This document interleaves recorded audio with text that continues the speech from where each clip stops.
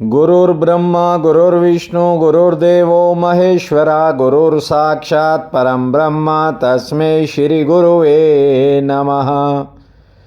नीलाम्बुजश्यामलकोमलाङ्गं सीतासमारोपित्वामभागं पाणौ महासायच्चारुचापं नमाविरामं रघुवंशनाथम्। त्वमेव माता च पिता त्वमेव बन्धो च सखा त्वमेव विद्या च द्वरिणं त्वमेव सर्वं मम देव। वासुदेवसुतं देवं कंसं चानुर्मर्दनं देवकी परमानन्दं कृष्ण वन्दे जगद्धाम।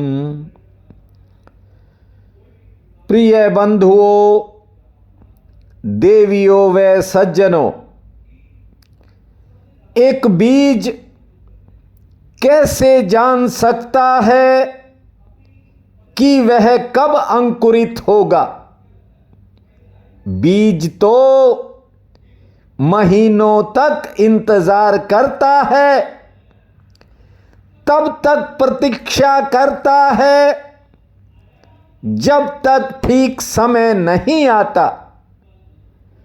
जब सही समय आता है तो बीज का खोल टूट जाता है और पृथ्वी के भीतर ही वो अपना अस्तित्व मिटा देता है। जैसे ही बीज अपना सुरक्षा कवच हटा देता है, वह उसी समय अंकुरित हो जाता है। ध्यान से सुनो, बीज की तरह आपकी आत्मा का मूल तत्व प्रकृति के द्वारा संरक्षित है और ऊपर परमात्मा बैठा है। इसलिए डरने की कोई जरूरत नहीं होती। ये जो लोग ज्यादा सोचते हैं, उसी कारण दिमाग में तनाव पैदा होता है, भर जाता है टेंशन से इंसान का माइंड। फिर तुम सिकुड़ जाते हो और ब्रह्मांड की शक्तियां आपके ऊपर ठीक से अपना काम नहीं कर पाती। आपके भीतर जो चेतना है, जो आत्मा है, वो अमर और शाश्वत है। देखिए, बच्चा गर्भ में कैसे जान लेता है, कैसे जान सकता है कि उसके 9 महीने पूरे हो गए? उसके पास ना तो घड़ी है, ना कोई कैलेंडर है। बात को ध्यान से समझा करो।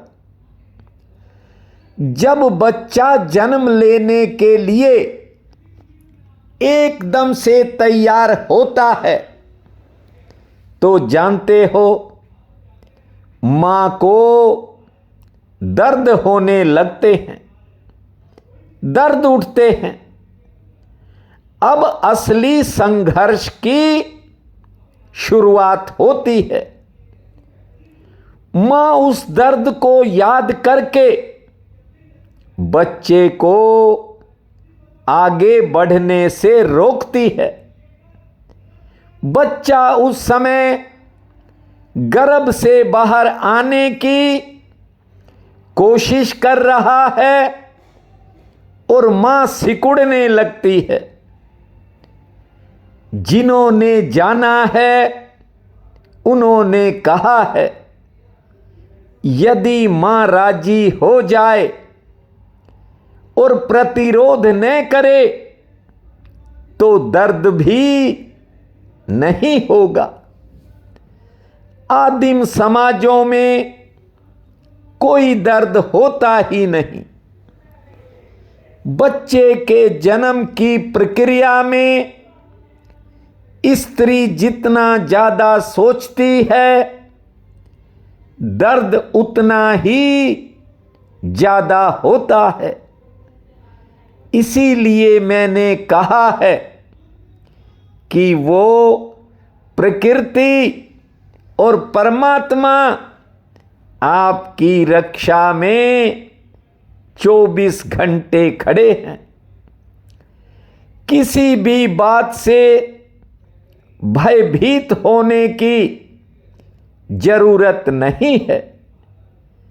ये जो व्यर्थ के विचार हैं, इन्हें यदि अपने भीतर घर बनाने दोगे तो जीवन में टेंशन के अलावा कुछ नहीं मिलेगा। और यही टेंशन, ये मानसिक तनाव, ये नई से नई बीमारियों को जन्म देते हैं। जब व्यक्ति बीमार होता है तो उसे कुछ अच्छा नहीं लगता। हर चिंता वाली बात से दूर रहने की कोशिश किया करो। बहुत सी ऐसी चिंताएं हैं जिन्हें हम खुद पकड़ते हैं। बेकार की चिंताओं को पालने की आदत मत डालो। ये चिंताएं भीतर ही भीतर घुन की तरह व्यक्ति को खा जाती हैं और व्यक्ति को पता ही नहीं चलता कि वह भीतर से खोखला होता जा रहा है। प्रकृति और परमात्मा ये सदा आपकी सहायता करते हैं। प्रत्येक काम को करो, घर परिवार में रहो, परिवार का पालन पोषण करो, किंतु हर काम में ईश्वर को पहले याद करो। ये बात सीखनी है। आज आपको वृंदावन में ले जा रहा हूं। कहां? जहां गोपांगनाएं हैं। ब्रिज की गोपियां प्रातः 4 बजे से लेकर रात्रि 10 बजे तक काम करती हैं, पर ठाकुर के नाम और स्मरण को प्रत्येक श्वास में याद रखती हैं। श्रीमद् भागवत कथा में इन गोपांगनाओं की दिनचर्या का विशेष रूप से वर्णन किया गया है। देवियों व सज्जनों, ध्यान से सुनो। ज्यादातर लोग सोचते हैं कि घर में भजन नहीं हो सकता। अब देखिए, गोपियां कहीं गई नहीं, घर में ही रही, सारा दिन काम करती थी। आजकल तो बड़ी बड़ी सुविधाएं आ गई हैं। पहले तो पानी भर कर लाना पड़ता था, अब वैसी बात नहीं है। नल खोला कि पानी आ गया। चक्की पीसनी पड़ती थी, लकड़ी फूकनी पड़ती थी। अब तो समय बदल गया, भौतिकवादी युग है, विज्ञान तरक्की कर रहा है, हर काम के लिए मशीनें तैयार हो गई हैं। व्यक्ति को तो कुछ करने की जरूरत नहीं है, और यदि कुछ करना भी पड़े तो बड़े घरों में नौकर नौकरानियां परमानेंट लगी रहती हैं। और फिर भी कोई कहे कि परमात्मा के लिए समय ही नहीं निकल पाता, तो इससे बड़ी दुर्भाग्य की क्या बात होगी। परिवार के लोग मुझे जिंदगी में सैकड़ों बार एक बात कहते हैं कि कभी तो भविष्य की चिंता कर लिया करो, कोई योजना बनाया करो। और मैं सदा से एक ही बात कहता हूं कि योजना बनाना, बेकार की चिंता करना मेरा काम नहीं है। भूखा वो उठा तो सकता है, लेकिन सुला नहीं सकता। और वैसे भी जो वो सोचता है वही होता है। योजना बनाना ठाकुर का काम है। मैं तो उसकी बनाई योजना पर थोड़ा काम कर देता हूं।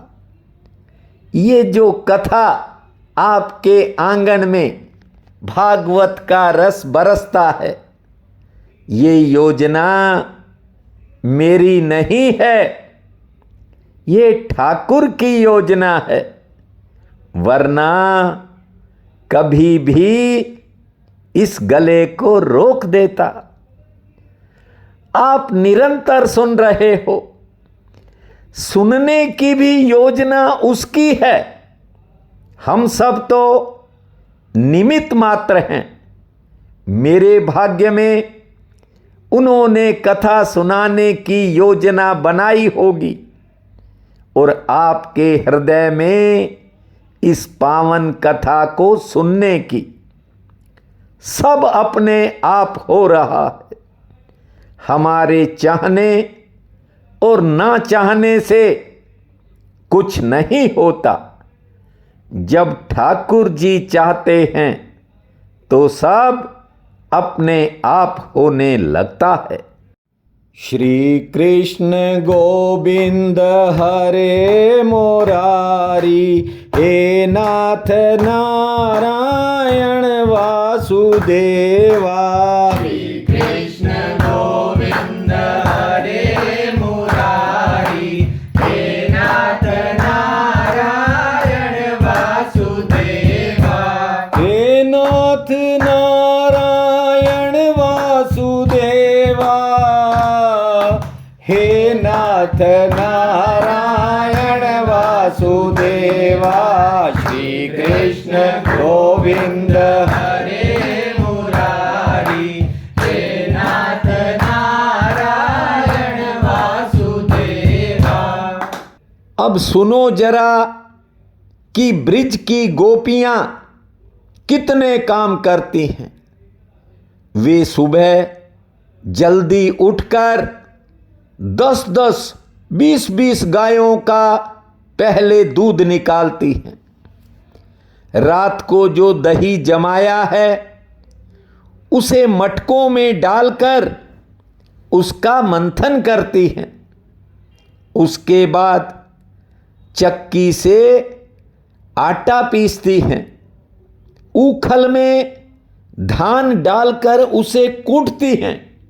देखिए, श्रीमद् भागवत में विशेष वर्णन है कि गोपियां सारा गोबर इकट्ठा करके खेत में फेंकने जाती हैं।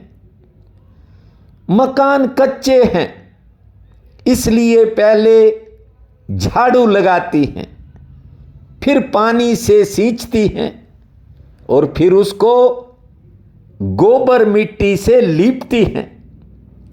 मक्खन बेचने जाती हैं, रोटी पानी बनाती हैं।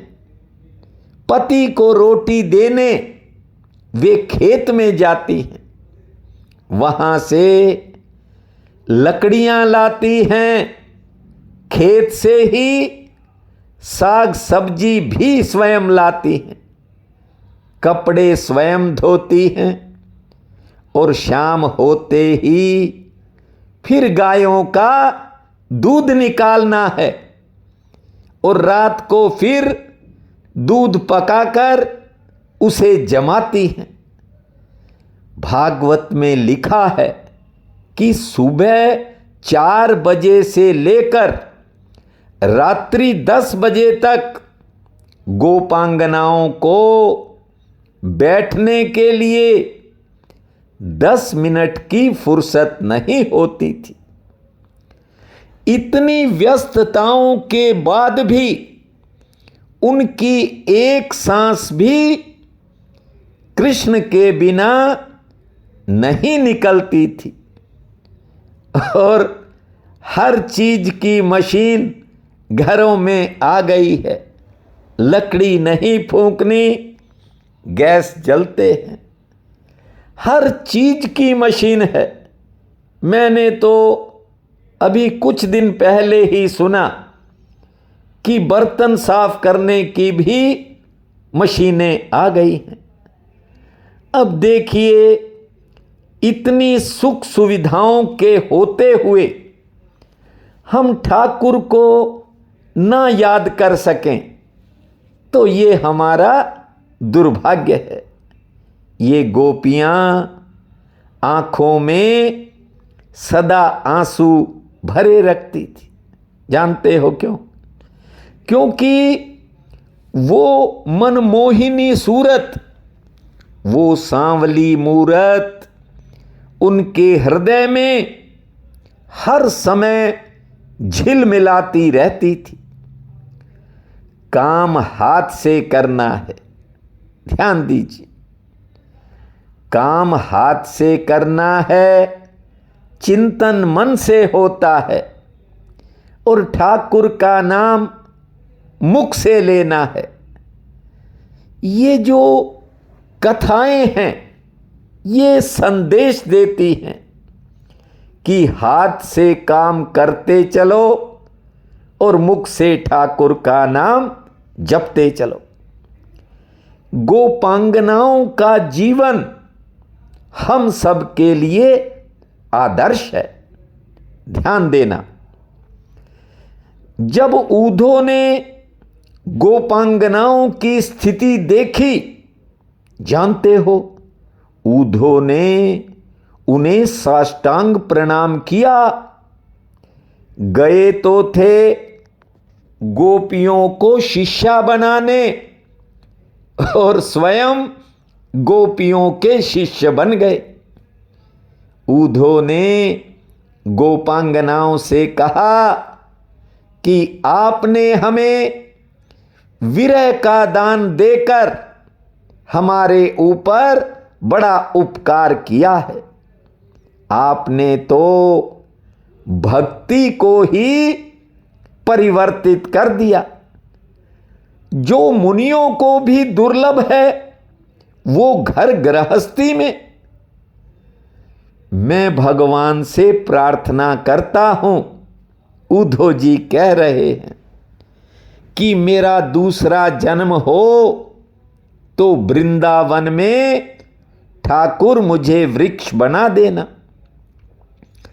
आज भी गोवर्धन के किनारे कुसुम सरोवर के पास ऊधो जी वृक्ष बनकर खड़े हैं और जब कहीं वहां महासंकीर्तन होता है तो खड़तालें बजाते हुए ऊधो प्रकट हो जाते हैं। अब देखिए, वृक्ष बनकर क्यों खड़े हैं वहां? ताकि गोपियों की चरण की धूली उड़कर मेरे पत्तों पर आ जाए और मेरा जीवन धन्य हो जाए। अब जब ऊधो गोपियों के यहां से चलने लगे, जानते हो गोपियों ने ठाकुर के नाम क्या संदेश दिया? उन्होंने कहा, हमारा अगला जन्म कहीं भी हो, किसी भी रूप में हो, लेकिन उस जन्म में भी हमारे हृदय में श्री कृष्ण की भक्ति ही भरी रहे। हम कृष्ण को छोड़कर कहीं दूसरी जगह नहीं जाना चाहती। यहां से लौटने के बाद उद्धव जब भगवान कृष्ण के पास पहुंचे तो ठाकुर ने उन्हें अपने रोम रोम में गोपियों और ग्वाल बालों को दिखा दिया। देवताओं ने पुष्प वर्षा करके गोविंद की जय जयकार की है। गोविंद मेरो है, गोपाल मेरो है। गोविंद मेरो है, गोपाल मेरो है। अरे बाके बिहारी नंदलाल मेरो है। अरे बाके बिहारी नंदलाल मेरो है। गोविंद मेरो है, गोपाल मेरो है। गोविंद मेरो मेरो है, गोपाल मेरो है। अरे बाके बिहारी नंदलाल मेरो है। गोविंद मेरो है, गोपाल मेरो है। ध्यान दीजिए, कंस की दो पत्नियां थी। एक का नाम अस्ति और दूसरी का नाम प्राप्ति था। ये दोनों जरासंध की बेटियां थी। कंस का मतलब ही लोभ है। लोभ की दो ही इच्छाएं होती हैं, इतना प्राप्त कर लिया, इतना और प्राप्त कर लो। इतना मेरे पास है, इतना और मिल जाए। कंस माने लोभ। और लोभी व्यक्ति जिंदगी में कभी आराम से बैठ नहीं सकता। लाखों करोड़ों कमा भी लेता है, फिर भी दिन रात यही तृष्णा बनी रहती है कि इन्हें और कैसे बढ़ा दूं। बस यही सोचता है।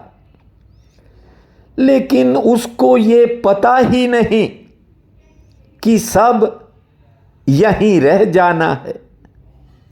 बड़े बड़े सिकंदर खाली हाथ लौट गए। काम करो, घर परिवार चलाओ, खूब कमाओ, लेकिन इतना मत उलझो कि परमात्मा को ही भूल जाओ। ठाकुर के लिए थोड़ा समय निकाला करो। यही आगे की कमाई है, बाकी सब यहीं धरा रह जाएगा। जरासंध ने 23 अक्षौहिणी सेना लेकर 17 बार मथुरा पर आक्रमण किया है। और भगवान ने स्वर्ग से 2 रथ मंगवा लिए थे। श्रीमद् भागवत में ऐसा भी लिखा है कि स्वर्ग से ही भगवान के लिए शस्त्र आ गए थे। भगवान कृष्ण और बलराम जी ने उन्हीं शस्त्रों को लेकर दोनों रथों पर बैठकर 17 बार 23 अक्षौहिणी सेना को समाप्त किया है। और 18वीं बार काबुल की तरफ से काल यवन नाम का एक मलेच्छ बड़ी सेना लेकर आ रहा था। और यहां से जरासंध आ रहा था। उस समय भगवान ने विश्वकर्मा को बुलाकर 1 घंटे में द्वारिकापुरी बसाई है, जो कि समुद्र के अंदर है। वरुण देवता के सैकड़ों रथ भगवान ने मंगवाए और मथुरा वासियों का सारा सामान और उन लोगों को रथ पर बैठाकर आकाश मार्ग से प्रभु ने वहां भेज दिया था। काल यवन से लड़ते हुए मुचकंद के द्वारा काल यवन को मरवाया है और जरासंध से लड़ते लड़ते भगवान द्वारका की ओर चल पड़े हैं, रणछोर कहलाए हैं। पर वर्षण गिरी पर चढ़ गए, आग लगवा दी, छलांग मारकर भगवान द्वारिकापुरी पहुंच गए। अब जरा आगे बढ़ते हैं भगवान कृष्ण के विवाह की तरफ। विदर्भ देश के राजा थे भीष्मक। ध्यान से सुनिए, उनकी राजधानी थी कुंडलपुर। भीष्मक के 5 पुत्र थे, एक पुत्री थी। पुत्री का नाम था रुक्मणी। रुक्मणी जी लक्ष्मी का अवतार हैं। देव ऋषि नारद से रुक्मणी जी भगवान की कथाएं सुनती रहती थी। देखिए, व्यक्ति जैसा संग करता है उस पर वैसा ही रंग चढ़ना शुरू हो जाता है। इसलिए जीवन में अच्छा संग खोजना, अच्छा संग करना, आपका जीवन ही बदल जाएगा। रुक्मणी जी ने भगवान की कथा सुनते सुनते ही ठाकुर को अपना पति मान लिया था। रुक्मणी के बड़े भाई का नाम था रुक्मी और रुक्मी की मित्रता थी शिशुपाल से। उसने अपनी बहन की सगाई शिशुपाल के साथ कर दी और रुक्मणी जी को तो इस बात की खबर तक नहीं होने दी। जब विवाह का समय आ गया, शादी में 2 ही दिन बचे थे, उस समय रुक्मणी जी को पता चला कि उनकी सगाई शिशुपाल से कर दी गई है। देखिए, स्त्रियां बहुत से कामों में पराधीन होती हैं। जब रुक्मणी जी को इस बात का पता चला तो वे बहुत रोई। रोने के अलावा कुछ बातों का हल नहीं होता। मन ही मन सोच रही हैं, कह रही हैं मन में कि मैंने तो अपने आप को ही श्री कृष्ण को दे दिया है, अब किसी दूसरे के हाथ में हाथ अपना कैसे दूंगी। विवाह से पहले कुछ पूजा के कार्यक्रम होते हैं। एक ब्राह्मण पूजा करवाने आया है। उसने देखा रुक्मणी जी रो रही हैं। पूछा, बेटी क्यों रो रही हो? रुक्मणी ने आंसू पोंछकर अपनी सारी दुख भरी कहानी सुना दी। ब्राह्मण ने कहा, बेटी मैं आपके लिए क्या कर सकता हूं? मेरे से कोई सहयोग चाहिए तो आप बेझिझक मुझसे कहिए। रुक्मणी ने कहा, हमारा पत्र है, आप द्वारिका पहुंचा दो।